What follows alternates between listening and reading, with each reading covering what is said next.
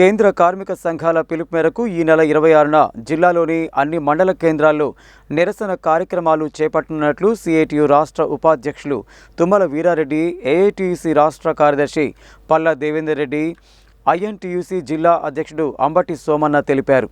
ఈ నిరసన కార్యక్రమాలను విజయవంతం చేయాలని పిలుపునిచ్చారు.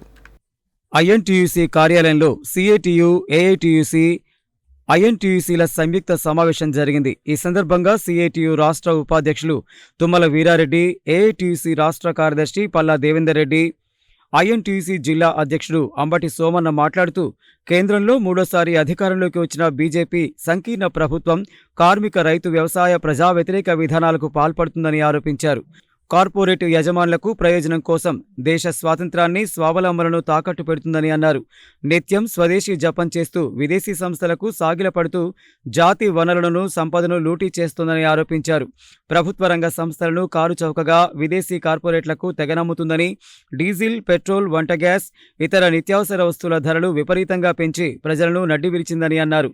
అనేక త్యాగాలు, రక్త తర్పణంతో పోరాడి సాధించుకున్న 29 కార్మిక చట్టాలను 4 లేబర్ కోడ్లుగా మారుస్తూ పార్లమెంట్లో ఎలాంటి చర్చ జరగకుండా ఏకపక్షంగా బీజేపీ ప్రభుత్వం నిర్ణయం తీసుకుందని అన్నారు.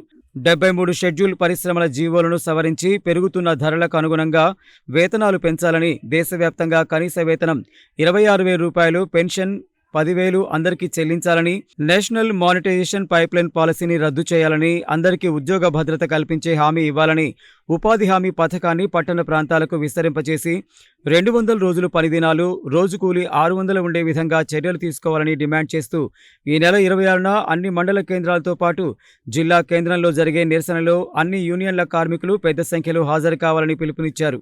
ఈ సమావేశంలో ఐఎన్టీయూసీ జిల్లా వర్కింగ్ ప్రెసిడెంట్ ఎండి మోహినుద్దీన్, సిఐటియు జిల్లా సహాయ కార్యదర్శి దండంపల్లి సత్తయ్య, వివిధ కార్మిక సంఘాల నాయకులు నరసింహారెడ్డి, పెంజర్ల సైదులు, నరేష్ రెడ్డి, సహదేవులు తదితరులు పాల్గొన్నారు. నరేంద్ర మోడీ తన ఎజెండా, ఏకైక ఎజెండా కార్పొరేట్ శక్తుల ఎజెండా, వాళ్ళ లాభాలను కోసమే మాట్లాడుతున్నట్టుగా ఈరోజు ప్రపంచవ్యాప్తంగా అనేక దేశాలు తిరిగి వస్తున్నాడు.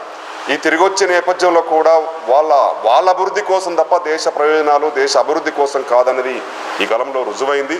అందుకే ఈ అన్నిటిని వ్యతిరేకిస్తూ దేశవ్యాప్తంగా నవంబర్ 26వ తేదీన అన్ని జిల్లా కేంద్రాలు, మండల కేంద్రాల్లో నిరసన ర్యాలీలు చేయాలని చెప్పేసి కార్మిక సంఘాలు, అట్లాగే రైతు, వ్యవసాయ కార్మిక సంఘాలు పిలుపునిచ్చినాయి. అందుకని దేశవ్యాప్తంగా 10 కార్మిక సంఘాలు కలిసి దేశవ్యాప్తంగా ఒక జాయింట్ ప్లాట్ఫామ్ మీద ఈరోజు పోరాటం కొనసాగిస్తుంది.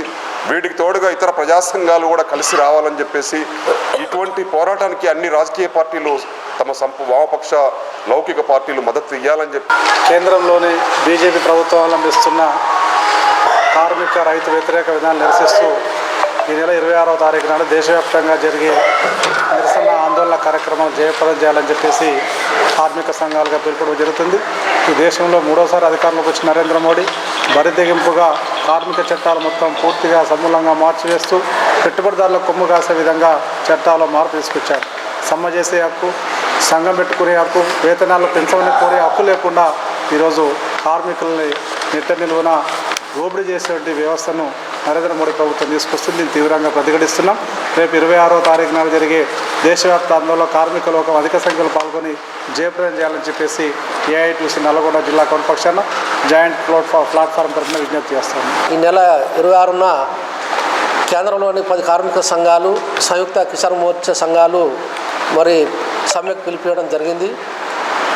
మరి బీజేపీ మూడోసారి అధికారం వచ్చిన తర్వాత గతంలో మాదిరిగానే కార్పొరేట్ శక్తులకి ఈ దేశ సంపదను దోచిపెడుతూ ఆదాని, అంబానీ యొక్క ఆస్తులను పెంచే విధంగా ఈ మోడీ అవలంబిస్తున్నాడు తప్ప మరి దేశంలో ఉన్నటువంటి అధిక భాగం ఉన్నటువంటి రైతులు, శ్రామికులు, ఈ కార్మికుల యొక్క విధానాలకు వ్యతిరేకంగా మరి సంపద విదేశీ శక్తులు దోచిపెట్టే విధంగా మరి ప్రభుత్వం అవలంబిస్తుంది. దానికి నిరసనగానే ఈ నెల 26వ తారీఖు నాడు దేశవ్యాప్తంగా మరి భారీ ఎత్తున ఈ కార్మిక సంఘాలు, సంయుక్త కిసాన్ మోర్చా, లౌకిక శక్తులు మరియు ప్రజాస్వామికవాదందరూ కూడా పెద్ద ఎత్తున ఈ బీజేపీ ప్రభుత్వాన్ని నిరసిస్తూ ఈ సమ్మె విజయవంతం చేయాలని చెప్పి ఐఎన్టీసీగా మేము డిమాండ్ చేస్తూ తెలియజేస్తున్నాము.